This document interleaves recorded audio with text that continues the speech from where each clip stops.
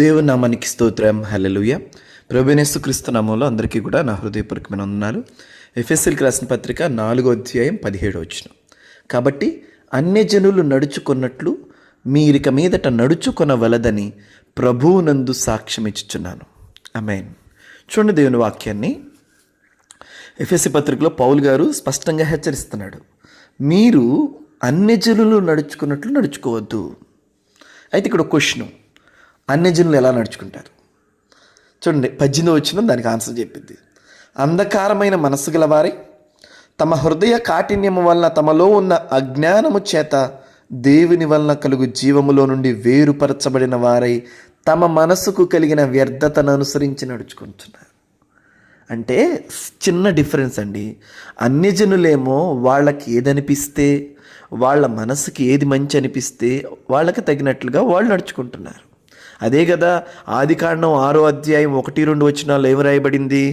భూమి మీద నరులు విస్తరింపరారంభించినప్పుడు మరి భూమి మీద నరుల కుమారులు దేవుని కుమారులు నరుల కుమార్తెలతో తమ మనసుకు వచ్చినట్లుగా వివాహాలు చేసుకుంటా ఉన్నారు. పెళ్ళిళ్ళు చేసుకోవడం తప్పు కాదు, అక్కడ మనసుకు నచ్చినట్టు చేస్తూ ఉన్నారంట. హేయమైన కృత్యాలు చేస్తా ఉన్నారు. హృదయ కాఠిన్యతను బట్టి చేస్తున్నారంట. దేవునికి చోటు లేకుండా మరి వారి జీవితాల్లో నిర్ణయాలు కార్యాలు జరిగిస్తూ ఉన్నారంట. సో దాని గురించి ఇక్కడ మాట్లాడుతున్నాం. అంటే మనసుకు నచ్చినట్లుగా, అంటే దేవుని ప్రయారిటీకి అక్కడ అవకాశం లేదు, దేవుని చిత్తానికి అక్కడ అవకాశం లేదు, దేవుని ఆలోచనలకు అక్కడ అవకాశం లేదు, దేవుని ఉద్దేశం ఏంటి అని వాళ్ళ తలంపులు అక్కడ లేవు. వారి హృదయ కాఠిన్యం, వాక్యం తెలియపరచబడుతున్న, దేవుని మాటలు తెలియపరచబడుతున్న వాళ్ళు కఠినంగా వ్యవహరిస్తారు. దాని గురించి ఇక్కడ మాట్లాడుతున్నాడు. సో ఉదయకాల సమయంలో దేవుని వాక్యాన్ని వింటున్నా, దేవుని తెలుసుకుని ఉన్న మనం వాక్యానికి హృదయ కాఠిన్యంగా ఉండకూడదు. వాక్యం మన యొద్దకు వచ్చినప్పుడు మనం మెత్తగానైపోవాలి. వాక్యం మన ఎద్దకు వచ్చినప్పుడు దానికి సులభంగా లోబడిపోవాలి. వాక్యానుసారంగా మనం జీవించాలి, కానీ మన మనసుకు నచ్చినట్లుగా మనం జీవించకూడదు. హల్లెలూయా. అంటే ఇవన్నీ మనం చేస్తున్నామా అండి అంటే, మనం దైనందిన జీవితాల్లో కొన్నిసార్లు మన సొంత నిర్ణయాలు తీసుకునే అవకాశం లేకపోలేదు, మన మనసుకు నచ్చినట్లుగా నిర్ణయాలు తీసుకునే అవకాశం లేకపోలేదు. కనుక ఉదయకాల సమయంలో దేవుని వాక్యాన్ని వింటున్న మిమ్మల్ని అందరినీ ప్రోత్సహిస్తున్నాను.